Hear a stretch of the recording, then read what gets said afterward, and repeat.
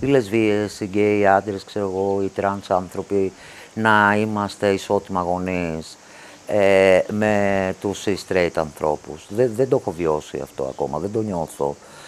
Και αυτό γιατί στην πράξη δεν υπάρχει αυτή η ισονομία. Έχουμε δικαιώματα πια, δηλαδή μετά την διαδικασία του 24 που ψηφίστηκε αυτό που λέμε ισότητα στο γάμο, που δεν είναι ακριβώς ισότητα στο γάμο, είναι περίπου ισότητα στο γάμο, είναι λίγο καλύτερα τα πράγματα. Παρά το ότι ήταν μεγάλη τομή, έχει αφήσει πολλά κομμάτια άλυτα.